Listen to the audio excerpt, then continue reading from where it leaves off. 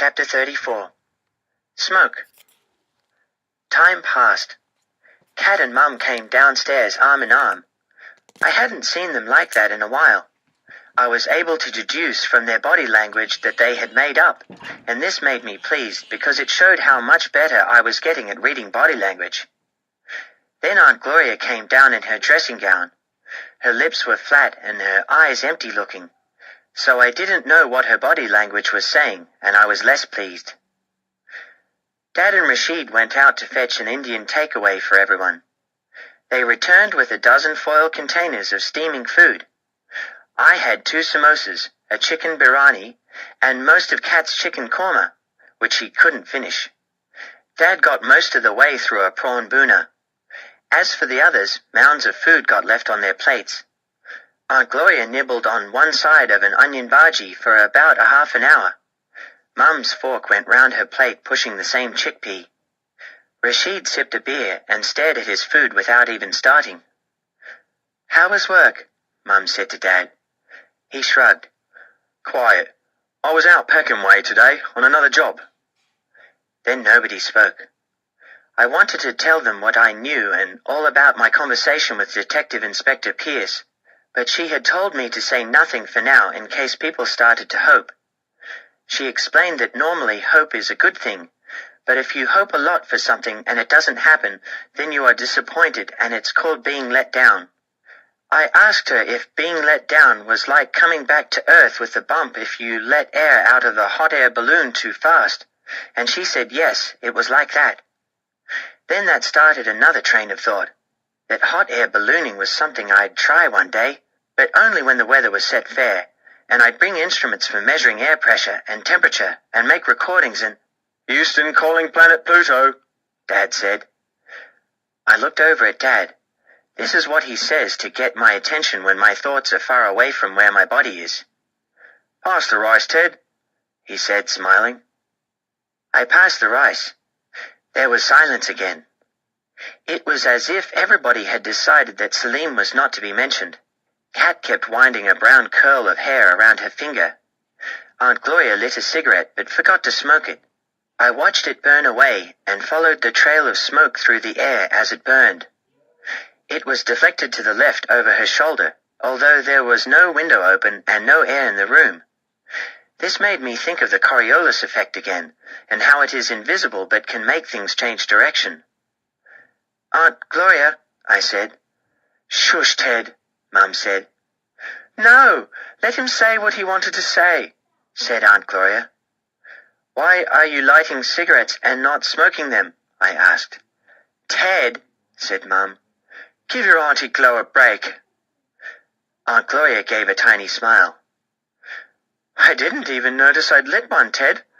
I tell you what, when this is all over, if he comes back safe, I'll give the damn things up. That's a promise." She sat back, tears going down her face, and took a long drag. I wasn't sure if she was crying at the thought of having to give up cigarettes or because Salim might not come back safely. The room went quiet again. "If he comes back safe," she repeated, which is how I knew she was crying because of Salim, not the cigarettes. I carried on eating. When I put my knife and fork down, I listened to the silence. I heard the clock ticking again. Then I felt blood pounding in my ears. It was like railway wheels going round in my head, trains of thought running out of control, couplers snapping. The boy on the slab, the boy on the train. Mum made a pot of tea. I heard a spoon rapping against china as Dad stirred in his sugar. Salim or not Salim? "I can't stand it any more," Aunt Gloria said. She leapt up.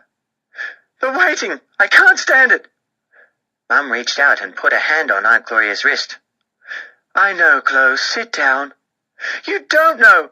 You can't know. Kat and Ted, they've never disappeared. Not like this. Not for more than 2 days. And nothing. No news. Nothing." "Calm down, Gloria," said Rashid. "How can I? You're all sitting there. You're all looking at me, and I know what you're thinking." "Glo," Mum said. "Don't Don't you start. I overheard you today on the phone to Ben. You think Salim's run away, don't you? You think he's hiding from me, don't you? Why don't you just say it? Chloe, Mum said. Go on, say it. Maybe if the choice is between Salim being kidnapped by some evil person or his hiding somewhere unaware of how much distress he's causing you, then yes, I do think. That is, You're saying it's my fault, that I brought this on myself? No, Chloe, not that, but maybe going to New York for Salim. That was a step too. It wasn't! It wasn't! Aunt Gloria cried out. I know my own boy. He wouldn't do this to me. I know. She turned from the table. The sleeve of her dressing gown caught her plate and an onion bhaji went flying. Her shoulders shook. I'm going to go out there and find him. I am. I don't care if I have to walk from one end of London to the other. She staggered through the door into the hallway. Mum jumped up. Chloe, don't go. I didn't mean... From where I was sitting, I could see Aunt Gloria opening the front door, fiddling with the handle. Get lost, Faye, she shouted. Stop her, Ben, Mum said. She's out of her mind. Dad, looking dazed, got to his feet. Kat got up too. Rashid sat still, his mouth hanging open. Just as Aunt Gloria opened the front door, a siren came wailing up right outside. Lights flashed. There were voices in the front garden. People moving. Confusion. A chair fell over and Rashid rocked on his chair and started groaning. Please, God. Please, no, he said. A bad feeling went up my esophagus. The police had come, just when Detective Inspector Pierce told me they would. But I hadn't expected the siren. And it didn't sound like the sirens did when I played ambulances with Kat. It sounded real and near and loud and bad. The boy on the train, the boy on the slab, Salim or not Salim. I put my hands over my ears. The general synopsis at 1900, Low Fitzroy, 1008, expected just west of Rockall. Chapter 35. The boy on the train again. Detective Inspector Pierce entered the house, leading Aunt Gloria by the elbow. She guided her into the kitchen and sat her down. She looks like she needs a warm drink, the inspector said. She's in a state of shock. Kat poured a cup of tea. Rashid got up to give his place to Aunt Gloria. He sat her down and stroked her hair. Her hands shook and her lips chattered together as if she'd just come in from a snowstorm, although it was warm and humid outside, about 18 degrees. Is there news? Mum said. Detective Inspector Pierce didn't reply until Aunt Gloria had taken a sip of her drink. I felt Kat's hand in mine, gripping hard. Inspector Pierce shook her head. Some news, but neither good nor bad. It's more an update, courtesy of Ted. Everybody stared at me. Ted? Said Mum. Ted? Said Dad. Ted? Said Kat. I didn't say anything. I looked at the kitchen floor. Ted has worked out what happened to Salim the day he disappeared, Detective Inspector Pierce continued. His conclusions agreed with where our enquiries were heading, but I have to say he got there before us. Ted? Kat said again. Her mouth was open and her jaw hung down. We followed up on what Ted told us, but as yet we still don't know where Salim is. Aunt Gloria moaned and put her head in her hands. But we know who the boy on the train was. Salim? Said Mum. Detective Inspector Pierce's hands went apart. Not Salim, she said. This is the boy on the train here. Another woman police officer in uniform came into the room. With her was a boy, about Salim's age, but not Salim. He was half hiding behind the officer's tall body. He was chubby around the cheeks, dark-haired, and Asian-looking, although it was hard to see him properly as he wore the hood of his sweatshirt over his head and part of his face. You! Aunt Gloria gasped. Hello, Marcus, I said. Chapter 36. Weather Detection. I suppose you want to know how I worked it out, or maybe your brain works on a different operating system from other people's like mine and you've worked it out too. I'd done nothing but think from 2 minutes past noon on the day Salim disappeared, Monday, to when I phoned the police at 18:04, Wednesday. That's 54 hours and 2 minutes of thinking, if you count sleeping time, which I do. You go on thinking in your sleep. I'd gone over the 9 theories again and again. We'd discounted theories 1, 2, and 8 by checking them out. Salim couldn't have stayed on the pod for another ride, nor had my watch gone wrong, nor could he have hidden under somebody's clothes without our noticing. Kat had convinced me that theory 9, that Salim had never got on the pod in the first place, was wrong. Theories 5 and 7, spontaneous combustion and the time warp, Kat had dismissed out of hand. I hadn't. But there was another reason I'd finally agreed to cross them off, one I hadn't told Kat. I'd counted the number of people who got on the pod, 21, and I counted the number who'd got off, 21. I realized that if Salim had spontaneously combusted or slipped into a time warp, only 20 people would have got off. That left theories 3, 4, and 6. 3 and 4 both depended on us having somehow missed Salim when he got out. I'd told the police there was only about a 2% chance of our having missed him, which meant there was a 98% chance that Salim had emerged from the pod in disguise. At first we'd thought this theory unlikely, but the more I considered it over the 54 hours and 2 minutes, the more possible it seemed. When we went up in the London Eye with Dad the next day, I noticed a time when you could put a disguise on with nobody noticing. It's when everyone turns to have their souvenir shot taken. Everyone faces one way for almost a full minute until the flash goes off.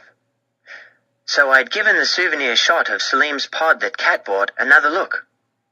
I kept coming back to the pink sleeve, the one that we thought was the girl in the pink fluffy jacket at the back of the picture, waving at the camera. I don't know when I first realized.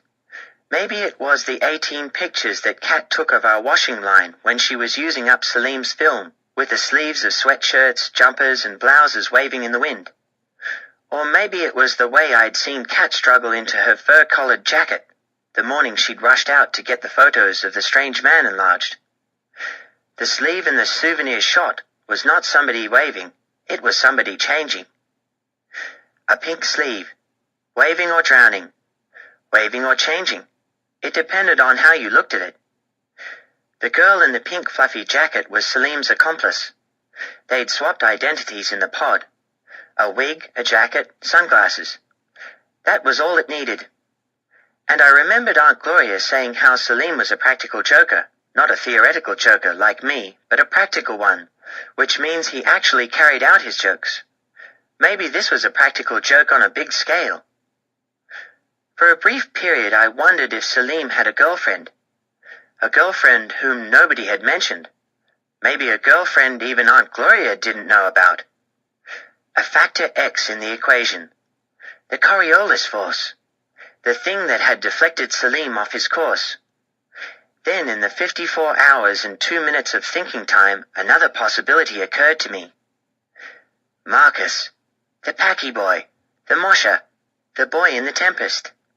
Salim said a mate had called him from Manchester while we were crossing the Jubilee footbridge on the way to the Eye.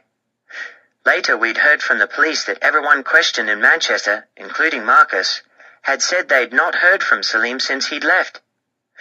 It was an inconsistency. Someone was lying. Marcus, maybe. The police reported on Salim's friend's alibis the day he disappeared. Marcus's mum had said he was on a day out with the Scouts. So I thought, maybe Marcus was out with the Scouts the way Kat and I had gone swimming, or the way Kat was supposed to be at school that day when she'd really gone up to town to have her hair flare consultation. I didn't know much about Marcus, only that he and Salim were friends, that they were both half Asian and at an all-boys school, that they were moshers, which means casual cool dudes, that they'd starred in The Tempest at school. Salim had played Ferdinand. Somebody must have played the only female role, Miranda, who Kat told me was a dish rag. Maybe it was Marcus. Maybe that's how they'd had the idea. Marcus, very likely. When the girl had got off the motorbike at the scooter show freestyle jumps, everybody had assumed she was a man, until she'd taken off her helmet and loosed her long hair. Maybe Kat and I had done the reverse, assumed the person in the pink fluffy jacket was a woman just because she had long hair. Male or female, it depended how you looked at it. Marcus, almost certainly. Of the 21 people leaving the pod, there had been no extra woman, no female who could have emerged from under the wig and sunglasses disguise. But there had been a lad. The lad we'd taken for the girl in the pink fluffy jacket's boyfriend. The boy with chubby brownish cheeks. Marcus, definitely. That's when I remembered Salim shaving off his mustache. If he was to become the girl in the pink fluffy jacket, he needed to be clean-shaven. As did Marcus. Everything pointed to Marcus. Then the final jigsaw piece fell into place. What the woman security guard said as we left Earl's Court. I didn't slot it into the rest of the pattern until the 87th kick of the garden shed. Kat had asked her where the strange man called Christy had gone. She'd replied he'd gone home with a stomach bug. A bug she didn't believe in. With him it's always the same. Sick this, dentist that, dead uncle the other. Never rains but it pours, just like his name. Detective Inspector Pierce had mentioned Marcus's surname to us only once. But once was enough. Enough for me, at least, because I'm going to be a meteorologist when I grow up. The name Flood had struck me as interesting all along. The strange man had lied to us in Earl's Court, and lied to us again in Mile End. Both times he'd known more than he said. He and Marcus were related. They were both called Flood. For some reason he had helped Marcus and Salim carry out their practical joke, maybe because that's all he thought it was. But it wasn't just a practical joke. It was also part of a bigger plan, a plan for Salim to run away. Because I think everybody knew by then. Salim hadn't been abducted. He'd vanished by his own choice. He'd never wanted to go to New York. A clue to this had been the guidebook in his backpack. There were no creases on the spine, which meant Salim had never opened it. Which meant going to New York didn't make him excited. But the London Eye did. And vanishing while riding it was the best and most exciting way of running away he could think of. A weather detective is somebody who uses observations and measurements to make theories, and if the theories are right, they will correctly predict weather patterns. Finding out what had happened to Salim and where he was likely to be was exactly like that. I made observations and constructed theories and then found out more facts with Kat's help, and when the facts and theories fitted, I thought we'd be able to track Salim down, just like you track a storm system and predict where it will make landfall. Only something had gone wrong. Salim hadn't appeared at the end of the trail. There was only Marcus. And Marcus stood in the kitchen staring at the floor, and when everybody started talking at once to him, he started crying. His head was down, but you could hear him and see his shoulders moving. And I got a very bad feeling in my esophagus again. Chapter 37. Salim Supreme. Aunt Gloria loomed over Marcus in her dressing gown like a force 10 gale.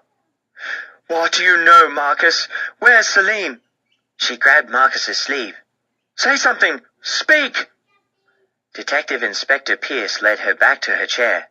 Mum brought Marcus a drink of lemonade and led him to another chair, but he refused to sit down or take the drink. He shook his head and his hood fell back.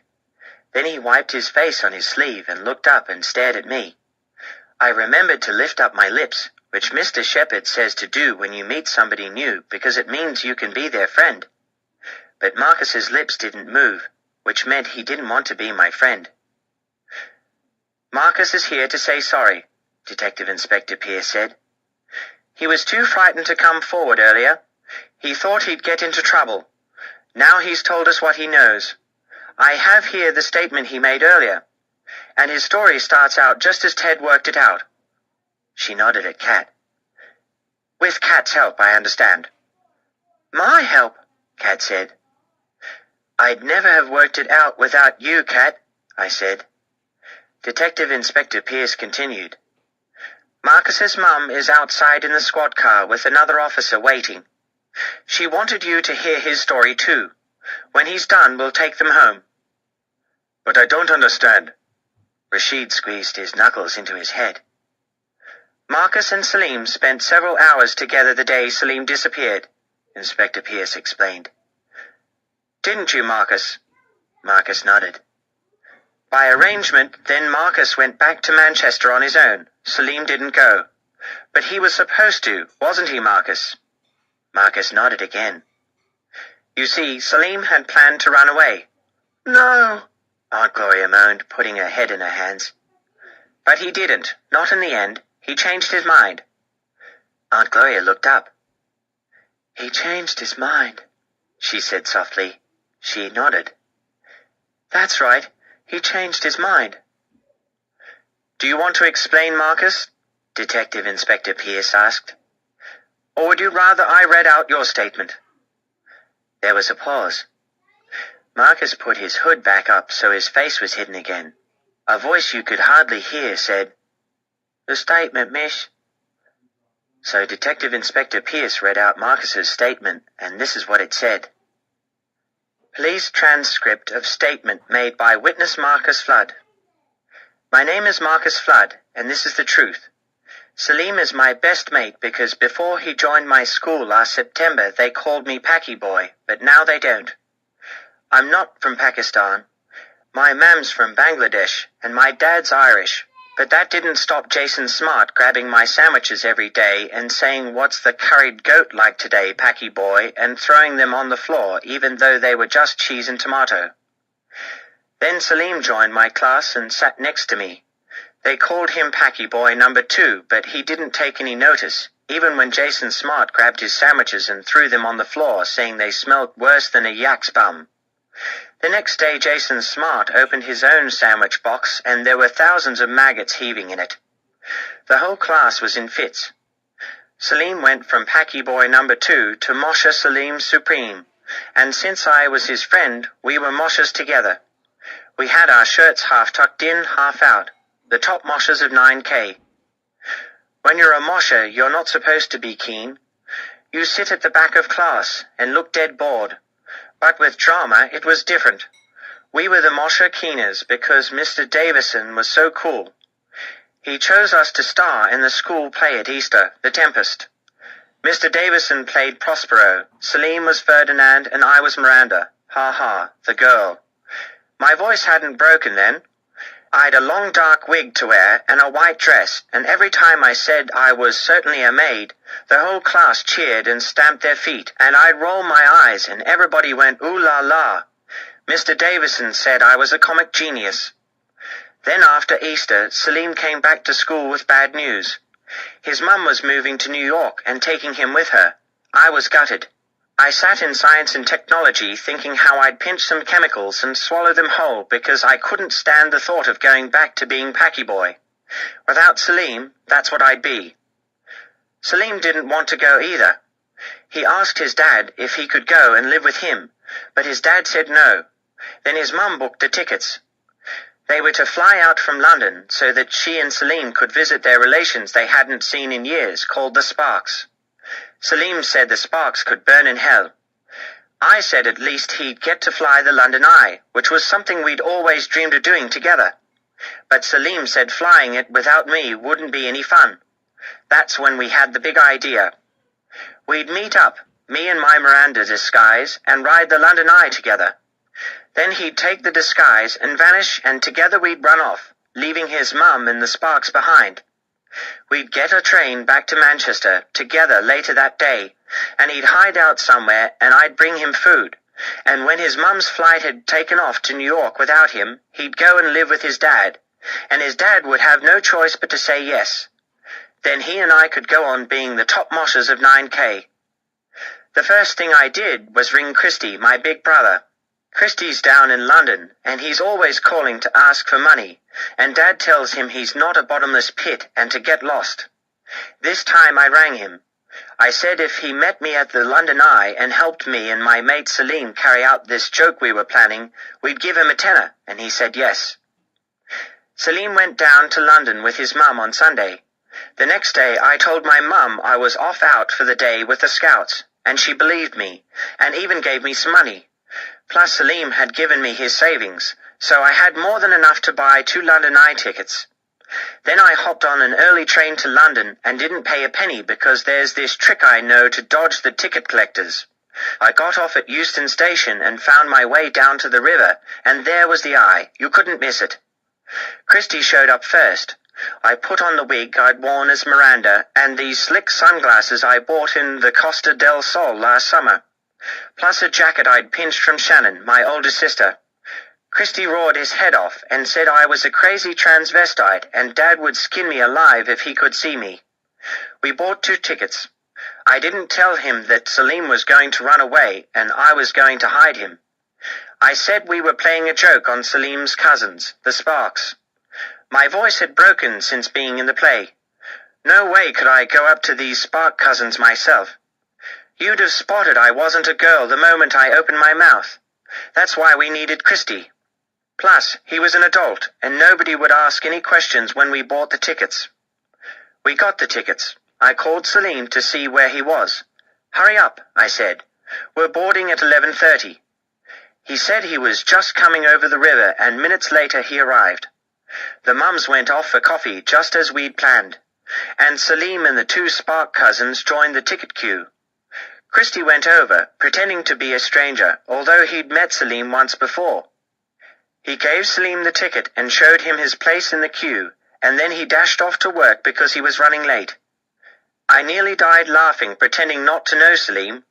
I had to bite my cheek all the way to the ramp, and still Salim didn't look at me, not until we were on the wheel itself. Then the capsule doors closed, and we went up, and we split our sides. It was magic. Air and light and miles of London, all to ourselves. We were happy. Then when we got to the top, Salim went quiet. He was looking straight at the sun. Salim, I said, what are you staring at? Manhattan, he said. It's London, I said, not Manhattan. It's my fate, Marcus. I've got to face it. I was sad then. It sounded like he'd changed his mind about swapping identities, disappearing and coming back with me to Manchester to hide.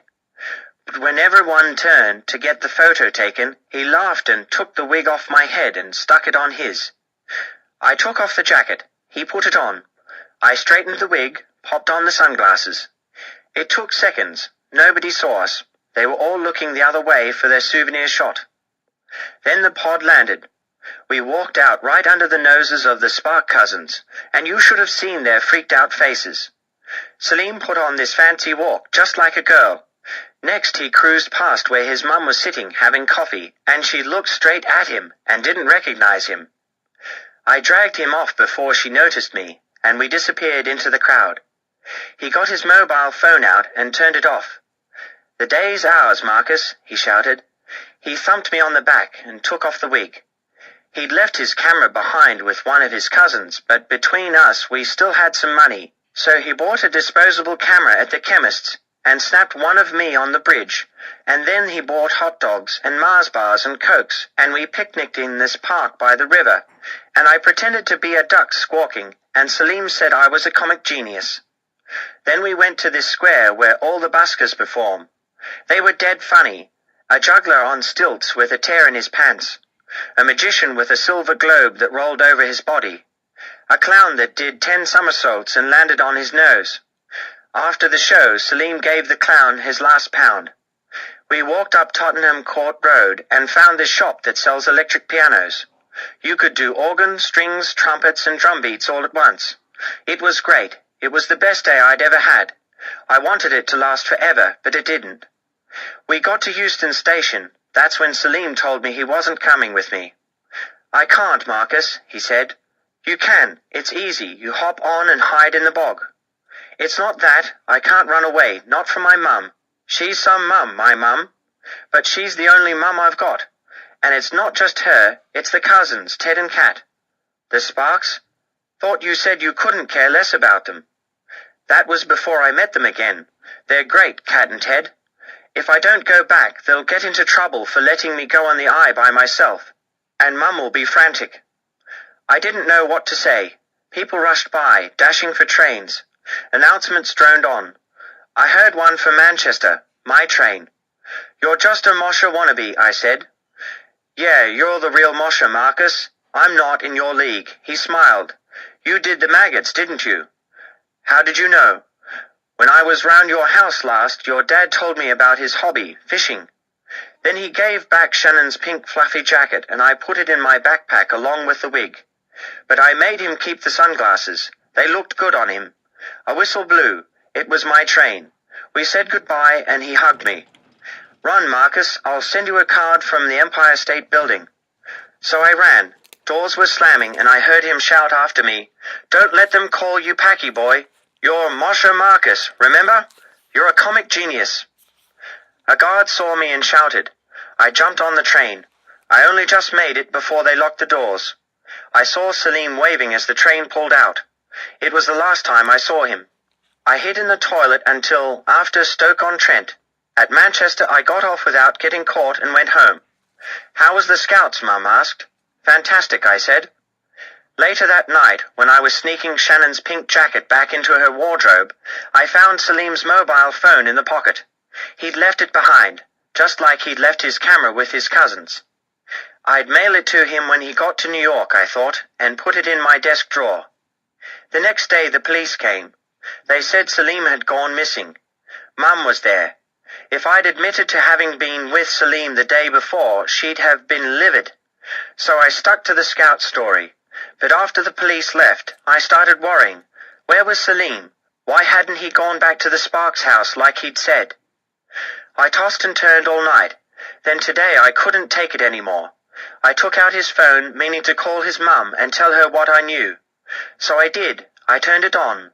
There were about 20 voicemail messages waiting, all from her. She sounded terrible.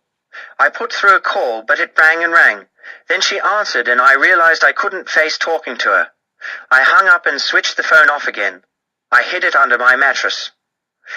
Then later, Christy rang me on my mobile. He said Salim's cousins had bumped into him at this motorbike show where he's working. He hadn't given me away, but if I knew where Salim was, I'd better go straight to the police and leave him out of it. He shouted his head off. I didn't know what to do. I couldn't go to the police. I'd get into trouble. Then tonight the police showed up. And they knew everything. Salim's cousin Ted had worked it out, they said. They said how it had been with the wig and the eye and jumping on the train. It was like Ted Spark had been in my head seeing my thoughts. And I remember Salim saying how he had some weird syndrome that made him think like a giant computer. So this is the truth and nothing but the truth. I last saw Salim at Euston train station. This is all I know. Marcus Flood.